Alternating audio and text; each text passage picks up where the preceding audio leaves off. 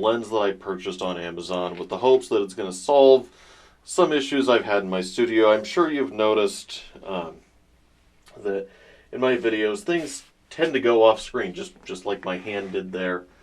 Now, and that was a particular problem keeping things like the USB hubs in when I was looking at the Ricoh hubs and a couple of other things. So this is an 8mm lens. That actually makes it the smallest lens I have. Prior to that, the smallest lens I had was a 12-40, which is the Yi camera lens that's currently on my camera. Now this is a little bit pricier than some of the other lenses that we've looked at 150, and part of that comes to its small size. Normally a less well-established brand, if you're looking at a micro four thirds lens, you'd be looking somewhere in the $70 range, and that would get you something like one of these Mikey manual lenses that I typically use for still photography. This is a 25 and a 35 respectively. At 150 you start to see electronic lenses. You start to see lenses from companies like Panasonic and Olympus and Sigma, who really do cater that micro four thirds system relatively well. But that's not to say that this lens is overpriced. Finding a lens this small without spending a small fortune of it was actually fairly difficult. So with that out of the way, let's go ahead and just take a look at the package. It's an interchangeable lens, SLR0840. We've got an f4, which is a little soft, but should be fine for video. A little stamp. Email us a copy of your invoice for an extra 3 months warranty. And we've got some bubble wrap. Little quick guide tells you to set your camera to custom or shoot without lens. Some cameras don't like not having an electronic lens, which this is going to be a fully manual lens. Now, right away, I'm actually fairly happy with what I'm seeing. I've got a couple of locks to keep the focus and the f-stop in place. And this body is all metal. For $150, considering that I couldn't find an 8mm for anywhere near that from anybody else, I expected to get a plastic body. It looks like we have glass elements. That's different. And I dropped that. I'll pick that up later. That threads off, and this didn't claim to be a fisheye, but that's a relatively wide glass element. It's also fairly curved. For comparison, if I grab my smallest prime lens here, so that's my 25mm Mikey. You can see the difference between these two. I'm also surprised to see just how small the opening is. That's part of where that f4 is going to come from. We're not getting nearly as much light through that lens as we would. Come on, there we go. Like this 1.8. If I shoot this Mikey on 1.8, I get the surface of the sun in some cases. So we're actually going to go ahead and put that on our camera now. And we can see we have our Zcam E1. You can see we have our Zcam E1 on our overhead here, as well as my Beach Tech mixer. I absolutely love this mixer. The only thing I wish is that I'm considering putting stereo microphones in my studio here, and this has only got a single phantom power. But other than that, it is absolutely fantastic. So let's go ahead, and this is going to make a mess of our footage for a few minutes, and take this lens off.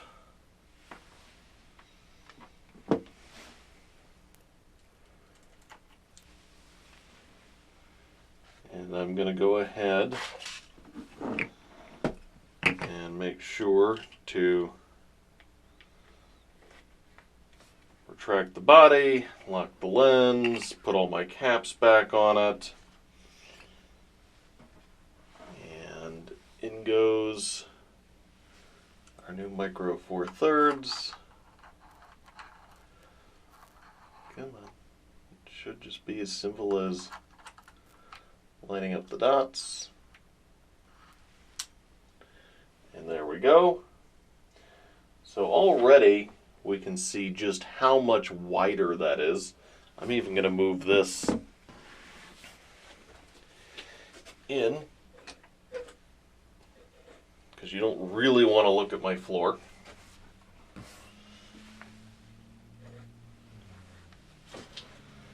And we're going to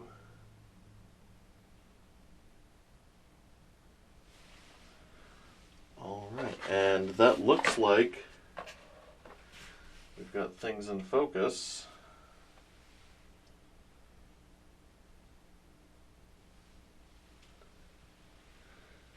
As well, and I'm going to have to adjust that and lock that in place. So let's go ahead and cut our footage here.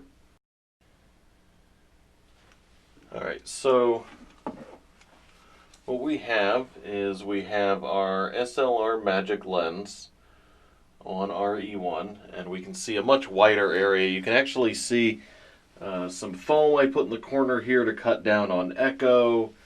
You can see the bubble wrap and my lenses that I've put off to the side here. Let's actually just pan over and show what I keep on that side of my studio. As you can see, we've just got a foam block and more echo reduction, because this concrete echoes like crazy. And we've got our E1 pulled up on my monitor here, which is actually just a tablet, and we're going to... Alright, so I have my box in the frame here, and I'm going to be using that as my focus object. And you can see that I've got the monitor up for the E1. I've actually got control of it with this tablet here. And we're not recording right now because I can't adjust the focus I can't adjust the focus manually the way I'm going to while I'm recording remotely. If I was working directly on the camera, the peak to focus would actually be a button on the device. But because I'm remote, what I have to do is I have to zoom in on the picture here. And we can reach up. Then I can adjust my lens till that is just about perfect. Now there's some distortion, and I don't know how much is this going to come through because I'm literally recording a tablet with a camera right now. And that's caused by the compression to push everything out over Wi-Fi. And I start recording, and we can see my phone's actually in this shot, which it shouldn't be. And we've got the edge of my microphone here. I have a much larger area than I did before. We've got this pad in here as reference. You can see the area that I was using before. We can see the area that we're using now. So overall, SLRmagic 8mm lens. Well, it does everything it says on the box. And at $150, it's probably the second most expensive lens that I've purchased. The most expensive would actually be this Lumix zoom lens. I negotiated a deal that involved trading a PC away for that. But overall, it does what it says. It was painless to install. I do wish that it was a little faster than F4.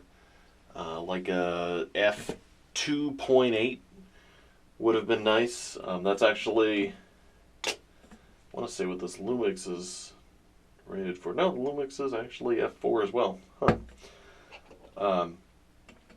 Fortunately, however, that's not really an issue in my studio here. I have a ton of light. If I was out in the field and I didn't have complete control of my lighting, this lens would probably not have been my first choice. Two things. Number one, manual focus is fine when I'm shooting here like this. I put the camera up on the ceiling and everything is here or a couple of inches up from here.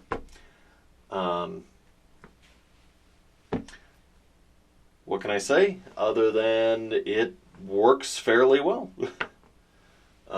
It was painless to set up. The E1 didn't fuss. It actually switched over to manual focus automatically, which is more than I can say for some of the more expensive cameras, actually, if they're including a little warning card here about the autofocus.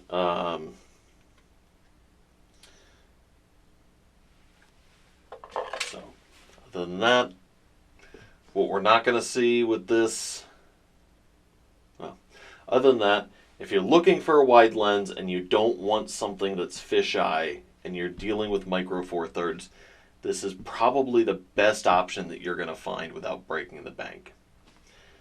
There were plenty of fisheye lenses and even wider lenses than this, but they were all either several $100s more, or, like I said, they were fisheye, which means you get this very curved shot that maybe you can adjust for the barrel distortion in software. But that's not something that I'd be willing to promise. So, thank you for watching. If you do use micro four thirds like I do for everything, this is definitely a lens to keep in mind when you do run into this exact situation of, I need something bigger. I'm shooting videos that take more space. I have this fantastic studio that I built here, but I could only shoot roughly the size of this blue pad and get it on camera because my lenses just weren't wide enough.